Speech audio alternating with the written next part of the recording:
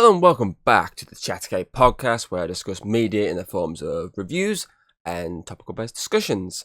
I'm your host, Drinking Thomas Hughes, and today I'm going to be talking about a film that I watched on my 31 Days of Halloween, Halloween binge. I did say I was going to probably maybe review one or two of these, obviously over the course of October, and I've gone through most of them so far. Obviously, as I'm recording this, this is my 7th day. I haven't watched the 7th one yet, but the first 6 I've covered, and obviously I've already done Jaws on an old podcast. I might look into re-reviewing that in the future if I've got nothing else to talk about. Because I've been discussing myself, going, okay, I kind of maybe want to re-talk about that, and obviously just re-review it. A bit the same review score, but get some more information that I didn't get in the first time. And then the other movies I pretty much saw up to day 6. I just kept thinking, these aren't even going to be worth reviewing. The only way I could really review them would be just like a big review on it, because so far I've seen Death Valley, I think it is, The Lair, and so if I ignore Jaws, what else did I watch? I watched 47 Meters Down, and I saw The Exorcism with Russell Crowe, the new one. And all of them were just mediocre. I generally was like, this is probably one of the worst starts I've had to one of these binge months, because all 4 movies are just meh. I've managed to get lucky in the movies that are kind of in between these dull ones. So I had two mediocre ones, and I put a decent one in, and then I had 2 more mediocre ones, and then I put a decent one in. So I've managed to get the good ones to follow at least 2 of the more meh ones, which is a shame, because as I say, some of these I really want to like. The Exorcism with Russell Crowe I really want to like because it was different. It was unique. It was a unique spin on the basically like a possession type movie. Like taking the idea of, well, what if these sort of bad things that have been supposedly caused by these cursed movies. All those stories. There's a whole like fucking shudder documentary about cursed films, and it was basically taking the idea like, what if obviously we made a film of people making a film, and this started happening. So that was like an interesting idea. It just wasn't the best executed. It was more meh. It had some decent moments, but it was just, I don't know. I don't know if I was too tired while watching it, but I just don't think I was. This wasn't the best. I mean, Russell Crowe was good in it, but other than that, it just did blow me away. But I followed that up with this movie. This whole weekend I had to change my schedule. I had to push what I wanted this week. Obviously, was originally watching this weekend to next weekend, and I kind of brought that forward to this week. Or was it these? I think due at some point in the week. So I just kind of moved stuff around. I haven't really replaced anything from my list, apart from I put Terrifier 3 back in, because I am going to watch that the day this podcast goes out, which is a good thank you to Connor, because he's dragging his ass along to go watch it with me. Mainly because it's a free ticket for him, so of course he's going to say yes. But yeah, so obviously I changed a few things around, and that's why this movie is being watched earlier than it was meant to be. And this movie is Late Night with the Devil. It was released this year, 2024. Obviously, it had a very brief theatrical release. I say brief, it was a very like maybe like a week or 2. I know it only had like 1 or 2 showings over here in the UK. I don't know about America or anywhere else, but I know over here it was literally probably like 1 or 2 showings, so I never actually got to see it. Pretty soon when it was out, I swear there was other films that I was preferring to go watch at the time. I mean, this would have been definitely. I kind of regret not going to see this in cinema, because I generally would have probably enjoyed this in cinema, because I really enjoyed watching it, obviously on Shudder itself. Obviously, after its brief stint in cinema, it then went to Shudder. And before I get into it, I know there's some obviously controversy around the film regarding AI imagery. Particularly, I think it's, from what I can gather online, it's 2 of the images that pop up to signify an ad break in the film. I didn't realise that at first. I had to Google, because obviously I know I got told by Hayden. I was like, okay, I want to see the exact parts which are supposed to be AI imagery, and to be honest, I kind of thought it might have been them, just because there was, I don't know what else I would look at. I was like, that's AI imagery. So I just had to quickly Google just to make sure I was correct, and it was that bit. So there's a contrast regarding that, but I'm going to ignore that and just focus on the film itself, because actually, as I say, I really enjoyed this movie. And I will say, out of the two Shudder 2024 releases that actually got theatrical runs, that and In a Violent Nature, this by far trumps In a Violent Nature for me. I didn't really enjoy that as much. Again, just like the Exorcism, it was an interesting concept. It just, after a while, it got kind of boring watching someone's walk through the woods over and over again. But that would be a whole different review for me to go through and talk about why eventually that just got stale. I mean, the kills are pretty fucking gruesome in that film, and as I say, the idea of following the killer was pretty cool. Just the walking, after a while, it got Death Stranding, but at least Death Stranding you could fucking go on a bike and fucking speed shit up. But yeah, so this movie for me, it's unique. It's interesting and unique. The talk show setting just really works for me. It's something I've seen like films when they do, like, obviously they focus on like a talk show or some sort of presenter. I mean, what's that one? Is it Money Monster with George Clooney, which is supposed to be like a Wall Street,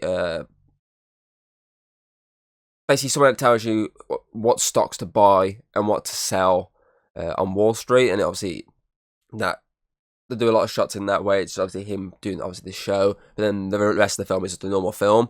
So obviously I've seen some stuff like this before, but the idea of going, okay, let's make this a horror, make like a, you run the mill sort of like Jimmy Kimmel or Jimmy Fallon, well, would have been James Corden, but he doesn't do it anymore. Those sort of shows, obviously from America, and go, okay, what if there was a horror spin to that? And as I say, that for me really works. The cinematography is really good for this movie.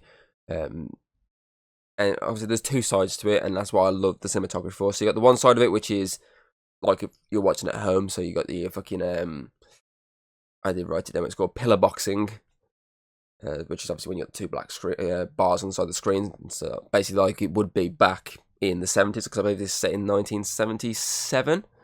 So I like that, obviously, shots where it basically feels like you're watching it on TV back then. And then I do really like them when it switches to the behind the scenes stuff. So when they go on that ad breaks, where it looks like it generally goes back to a normal film shot, but it's all black and white. And I really enjoyed that. I thought it was a really cool, unique spin on the cinematography there. And I think it helped with this movie as well. Its lead star, I'm going to fucking attempt to say his last name here. So it's David Dasmalkian, I believe it is. Obviously, who's been in stuff like Ant-Man. He was also in The Suicide Squad, The Boogeyman, The Last Voyage of Demeter, which has finally been fucking released in the UK. Dark Knight Rises, I believe he had a cameo in. It's been in quite a few things over the years. And I really want to see him get more lead roles, because he did a really good job in this of showing this presenter who's kind of a bit jumpy at times, but also obviously he nails his humour. Obviously when he needs to be funny, he nails that spot on. When he needs to be fearful, he gets that right. So he does a really good job of balancing this two sides, this presenter, the more actual, obviously, you run-of-the-mill talk show presenter, having a laugh and joke here and there, but then someone who's physically scared of what he's seeing and trying to piece together what's going on, because there's literally a moment where someone's basically like being like, oh, this is bullshit, and he's there like, obviously he's there fucking like clearly like fucking fearful, being like, okay, try to explain to me how the hell that happened there, please, just try and explain to me, because this is fucked up. So I really enjoyed him in this movie, and I really do want to see him get more lead roles in the future, rather than just these side roles.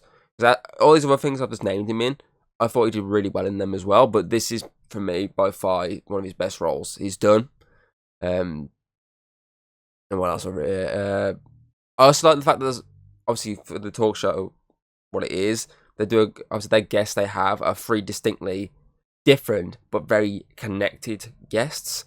So you've got basically different types of people who can sort of essentially commune with the dead, or a link to people that commune with the dead. So obviously you got a psychic who, these sort of fraud psychics who are like, basically, I'm picturing a name, and they'll throw a random name out there. It's like, does anyone know this name? And then one person in the audience will be like, oh, I know that name. It's, my dead cat. And then they'll come up with some fucking like vague questions that fucking someone will latch onto one and be like, oh yeah, this happened here. I got run over by I don't know, I got hit by a car or something like that. I'm just trying to fucking think of random shit here. Basically throw those sort of out questions there, and everyone's like, oh, wow, that was really good. I can't believe he got that. Like that type of person. So you got a guy like that who's the first guest you have. You then got the second guest who's more of a skeptic, someone who is there to debunk what he's witnessed. Kind of like Mythbusters. So obviously the concept's there, and his job is then to debunk it and prove that it's bullshit. He spends most of the time as well with like obviously a check in his pocket, being like, okay, if anyone can prove to me, this supernatural mumbo jumbo is legit, you've got this check of fucking like, I think in the end it was like $500,000. It was less than that early in the film, but then he wrote a new one being like $500,000 if you can prove to me this is fucking legit. So I like that you got these two distinctly different people, and obviously they have a lot of bickering between each other. Because obviously one's trying to basically be like, oh, this is my job, obviously it's legit, I'm not fucking faking any of this, and you got him being like, no, you're faking it, you're a fraud. Even when there's a point when obviously the guy is literally having some sort of possession moment, he's even there being like, oh no, it's specific, he's done this. And you're just like, I'm pretty certain he hasn't done that. This guy is literally fucking puking up like black vomit, and it's just like, I'm pretty certain that was legit.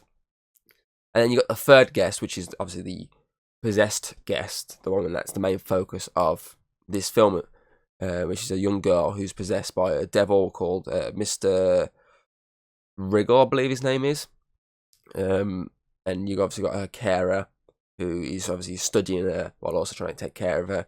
Obviously, this kid's got this whole backstory about obviously being like in essentially a broken home, where obviously loads of shit happened. And I think a fire happened and she got rescued. Obviously, this doctor took care of her, and as I say, she's been studying her, and she's able to coax this devil out of her, which is obviously what they do for the show. Because since this is, that's what I like this, it's like a Halloween themed episode of a talk show, which is obviously dealing with obviously just essentially the dead, and just demons, and they do a really good, obviously, really good possession sequence with this kid. Again, where this guy who debunks stuff is trying to figure out ways that this is actually happening. He's like pointing out the different methods that this doctor could be using to trick everyone into believing that this kid is possessed. Which does lead to like a really cool hypnosis scene of him trying to prove, obviously, that she's a fraud as well. So it's a really cool sequence, and it's done really well. You start thinking, wait, is this not actually hypnosis? Is this like actually like is the devil causing this going down? So there's like a really cool grotesque sequence involving worms. I won't go into full detail of it. This is like, I'm trying to be as vague as possible because I do recommend watching this because it is really interesting and entertaining. What else have I got here? Obviously, then when it gets to the actual ending part of it, it does a really cool moment of showcasing how a fraud would do something and how the actual, obviously, how legit the devil actually is. So there's a really cool sequence there, and the ending itself is a very dark twist on an already dark enough movie. Like, yes, it has a lot of humor, it has a lot of fun moments, but it's already a movie that's dealing with obviously the main character whose wife died of cancer, so that's like a big plot point early on. The fact that some creepy stuff is going down on set, the stuff that goes down with obviously the fraud psychic character, the stuff that happens to him, obviously the stuff in general like that. There's some weird stuff, so there's already some dark stuff in this movie. Then the ending just goes, okay, what if we go back to some of these dark plot points from early on and actually try and basically explain a bit more? Like, it doesn't like fully go into a full explanation. Like, it has enough explanation there for you to understand. And if you don't catch it, obviously a quick Google world does to catch up and go, oh, okay, I understand what was going on there, and that makes more sense. So I did think the ending was intriguing, and I enjoyed it when I did again understand what was going on, because I was confused at first. I was like, is it what I'm thinking it is? And then say, quick Google myself, and I was like, yes, it was what I was thinking it was. And then say, for me, that really worked for this movie. It helped push it beyond where it already was. And it generally is like one of the best horrors I've seen this year. It's not the best horror I've seen this year. I've seen a few that I would say I prefer to watch over this. Most of them are big Hollywood productions, i.e. the Alien sequel. What else did I watch? Quiet Place Day One. I say Dark One. Quiet Place Day One. Abigail. I think those are the three that come to mind. I'd obviously watch those three over this. That's just because I like obviously their concepts a bit more. But I enjoy this, and I think it's an hour and a half runtime really does work for it. Because I feel like, yeah, you might have been able to go a bit longer with it, just to fully flesh out some stuff. But I don't think it. I think if it went too long, it would ruin the movie a bit for me. And I feel like if it went a bit too short, it wouldn't work. I feel like the hour and a half runtime for it really did, work for this movie. I don't think what else I want to bring up about it, because I say that the score was pretty decent as well. Obviously, it has obviously that sort of talk show score. So your band that's always there on a talk show, it has them, and they're playing like some really cool little tunes. I say it's just a dark twist on essentially a talk show, and that for me is quite unique, and it does generally really work. And I am happy I got to finally watch it, because I've been I literally signed up to Shudder just to watch this movie. When did it come? I think about 2 months ago. I've literally had Shudder for 2 months and barely used it up to this point. I always do that. I always sign up for one specific movie and just fucking never watch it until months later. So I've already spent, what is it, $5.99 over Shudder? So it's $4.99. So I've already spent like 10, 11 quid on Shudder before I finally fucking sit down and watch it. But as I say, I definitely am glad I finally sat down to watch it, because I think it was a really solid movie. And I mean, for so obviously I already keep track compared to last year with the obviously Golden Cave Awards, where it was the last minute of me trying to figure out what gets nominated and whatnot. Throughout this year, every time something's been watched, I always jot down, obviously, director and actor, the music, the movie itself. I always jot them down to one of the award categories and be like, okay, at least I know that nomination's there. All I gotta do then, come the end of the year when I actually narrow down the nominations, is cut this list of, possibly like 10, 15 nominees down to 6, which is a lot easier than where I was doing it before, which was last minute, because I did generally miss a lot of things, and I'd sit there after and go, fuck, I forgot to nominate that. That was really good. So I'm doing that this way, and at the moment, this movie is up for best movie, best horror, best directors, because it was there's 2 directors for this one, and best actor. Obviously, that it might not make it in those categories in the end, but at the moment they are in the running for earning nomination spots in all those categories. Because as I say, it's definitely worth it, and I do love the use of practical effects for the hypnosis scene, which I say involves some worms. Like, the practical side of that is fucking really good. And I think the thing I like about it as well, there's a character who's basically, essentially, he's meant to be like the sort of sidekick of the talk show. You see him a lot. The one I can think of, mainly because I've actually seen a few episodes of it, which would be the James Corden show when he did it. I think it was Reggie, like that type of character. There's a guy in it who's basically that level of character, who's when the guitar breaks, he might do a bit like a little stand-up routine and talk to the audience and stuff like that. But his whole purpose in this movie is, early on, he's been very supportive of David's character, because of obviously what's happened to him in the past, and the fact that this is him trying to rebuild a show that is currently on a decline. because it's currently just losing ratings. So it's him trying to rebuild. He's there being a level of support. And then as the movie goes along, when it starts going more into the supernatural element, he's essentially Jiminy Cricket on his shoulder being like, can we please stop? This is kind of getting too much. I don't like where this is going. You're messing with stuff you should not be messing with. And then on the other shoulder is obviously Jiminy Cricket or the Angel, because then this also works in because the guy who's producing the show is the devil essentially on his other shoulder, being like, shut up, come on, this is like, we're going to be big with this, like, we've got the execs are loving it, we're going to be really massive again, you're going to be famous once more. So I like that, obviously, in terms of, is what we're doing here right versus is what we're doing here wrong.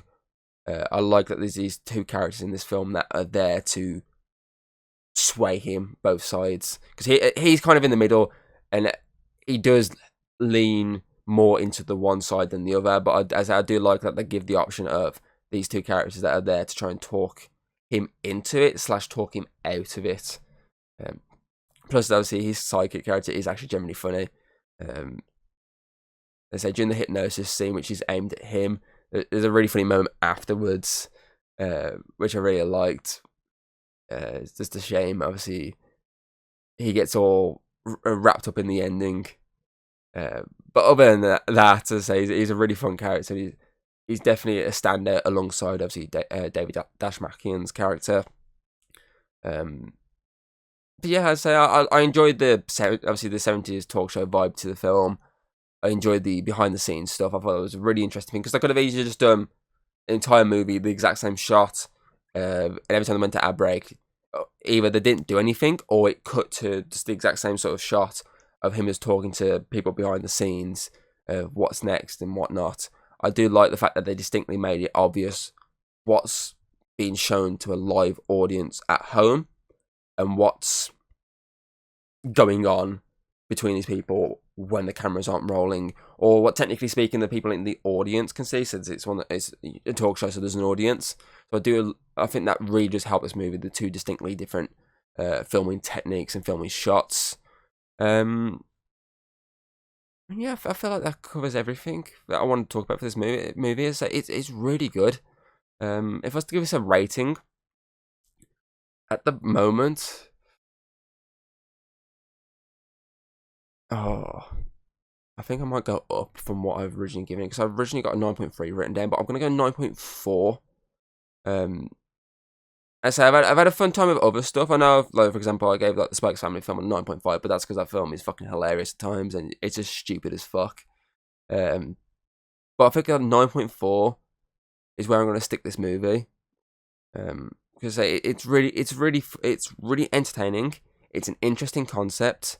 It's got great lead, and it's got some good practical and digital effects when it requires it towards the back end of the movie.